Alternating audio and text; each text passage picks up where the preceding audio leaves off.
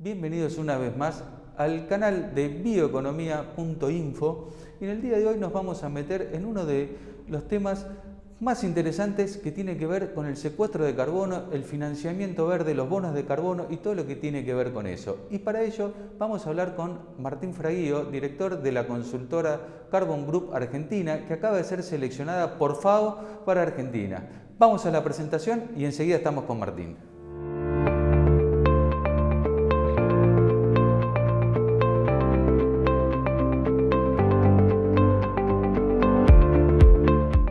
Ya estamos en línea con Martín Fraguío. Hola Martín, muchas gracias por recibirnos, qué placer saludarte. ¿Cómo estás? Igual, Emiliano, un gran gusto verte, que hace un tiempo que no nos encontramos en ninguna reunión o en ningún lugar, pero un gusto verte. Bueno, ojalá que la pandemia nos permita pronto vernos y poder ponernos ¿no? al día. Pero bueno, te quiero preguntar sobre este nuevo emprendimiento que has iniciado con Carbon Group. Contame un poquito de qué se trata, por favor.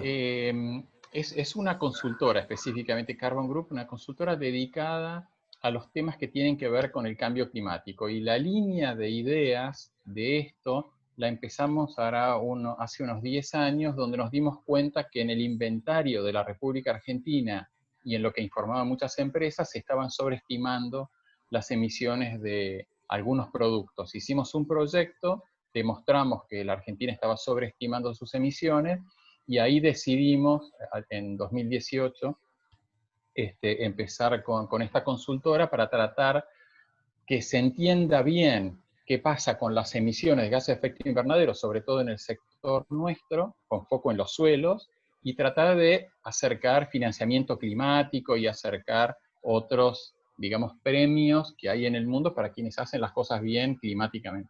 Yo te quiero preguntar, Martín, o sea, vos decís, se estaban sobreestimando. ¿Cómo realmente se mide? ¿Cómo es un proceso de medición de emisiones de carbono? Muy interesante. En el año 92, porque me parece que es interesante entender como la secuencia de esto, ¿no?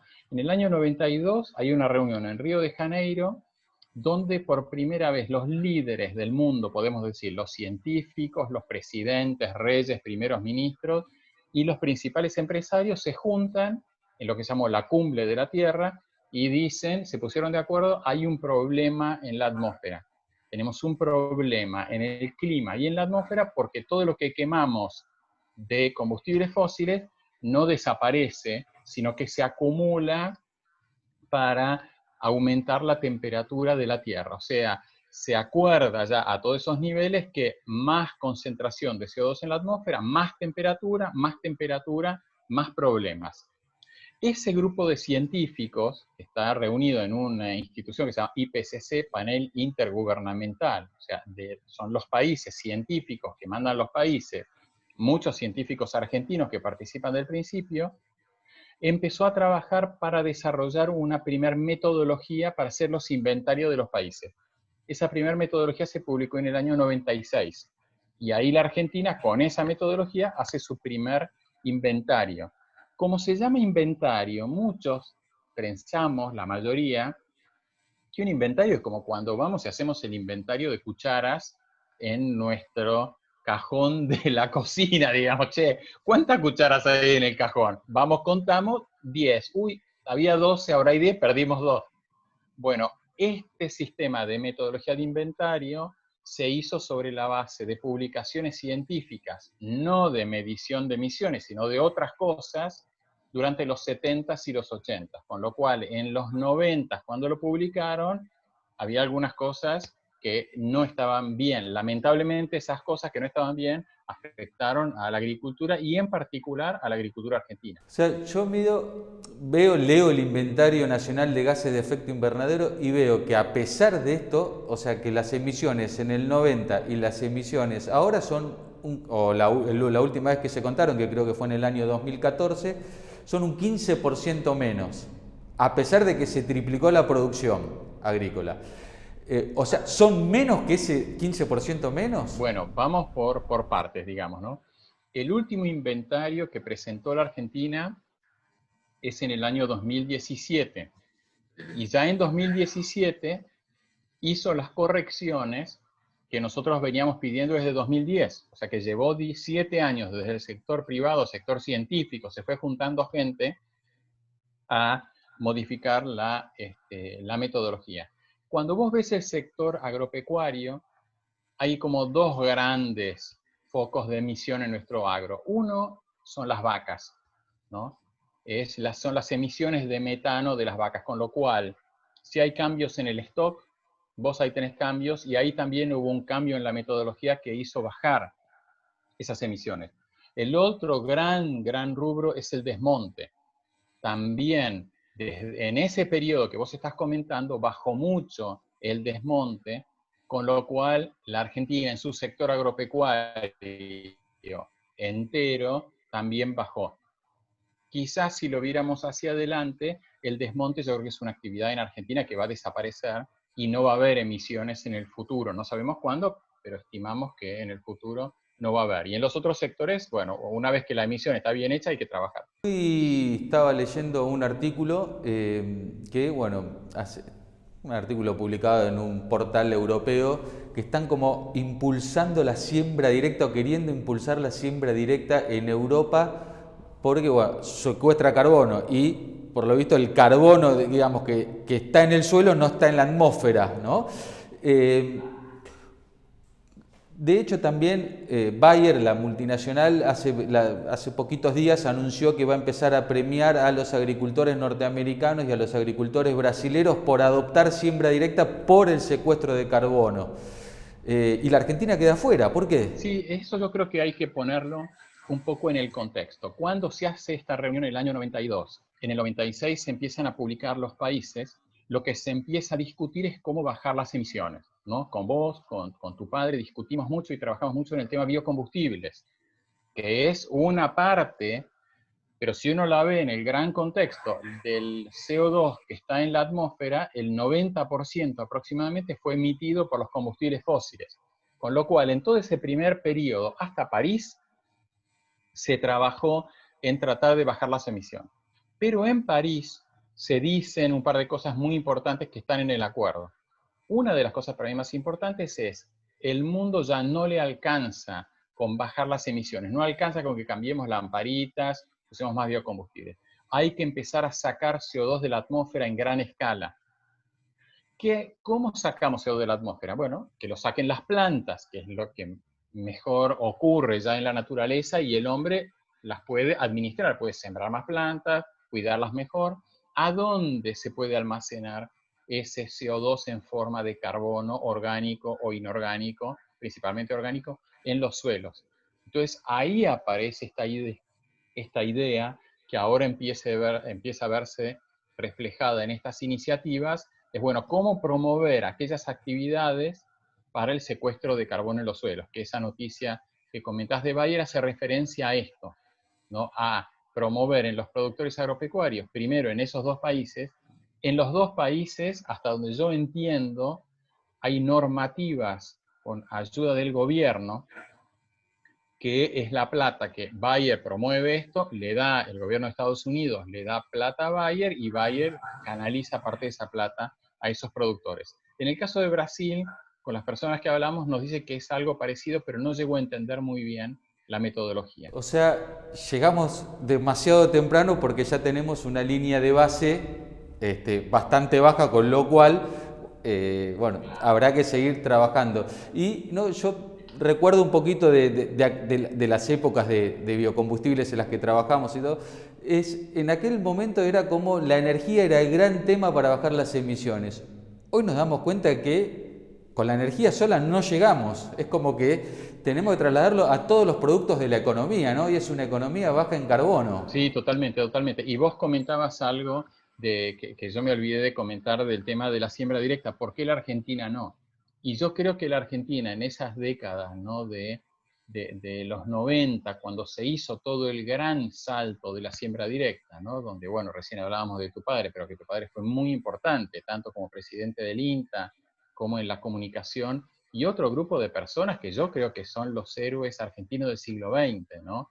Como Víctor Truco, Jorge Romagnoli, todos los otros que nos daban clase, que nosotros íbamos al campo y ellos los veíamos cómo discutían, algo salía bien, fracasaba, nosotros íbamos, lo probábamos. No, yo estaba trabajando en el norte de Entre Ríos y también tratando de hacer ensayos con la migra primero, después con una semeato y todo ese coso, y creo que en ese momento en la Argentina no entendimos estos conceptos del cambio climático, de cómo si la Argentina se hubiera presentado al mundo diciendo, yo quiero hacer esto, ayúdenme, denme financiamiento, lo podríamos hacer. Y yo creo que hoy estos países es lo que están haciendo. Europa diciendo, mis productores van a hacer siembra directa, pero a mí denme primero la plata. Y yo con esa plata les enseño, les hago hacer la prueba, comprar la sembradora, comprar el tractor, o lo otro, ¿no? Y un poco el diseño de nuestra consultora y su razón de la fundación es para tratar de en esta segunda oleada, aunque la siembra directa en Argentina ya no va, es también tratar de acercar financiamiento a la Argentina, que creemos que nuestros productores realmente lo necesitan toda la ayuda que se pueda conseguir, la carga fiscal es brutal, ¿no? Entonces un poco queremos que ese es el camino, ¿no? Tratar de darnos cuenta que en el mundo hay personas, hay instituciones, hay fondos, hay bancos que tienen recursos, pero que hay que cumplir con ciertas reglas para accederlos. O sea, hoy es buenísimo, ¿no? La siembra directa no las perdimos, pensemos para adelante a ver qué podemos capitalizar y volver a aplicar todo ese ingenio que tuvimos para desarrollar la siembra directa en nuevos procesos, nuevos productos. Y sí, financiamiento es la clave y quizás lo que no tenemos en la Argentina. ¿Cómo se accede a ese financiamiento? ¿Qué es el financiamiento climático, los bonos verdes que tanto se habla y que quizás mucha gente no lo entiende, no sabe si son fondos privados, fondos públicos? ¿Podés contar un poquito? Claro, ¿Sabés? claro, claro. Sí, lo que empezó a pasar hará unos 7, 8 años, ¿verdad? Y dentro de la consultora nuestra tenemos un equipo de gente especializada en ese tema y yo los escucho y por eso te comento, ¿no? De haber también, yo personalmente he trabajado en temas de financiamiento de cadenas de valor, pero yo no soy el que más sabe de este tema dentro de la consultora.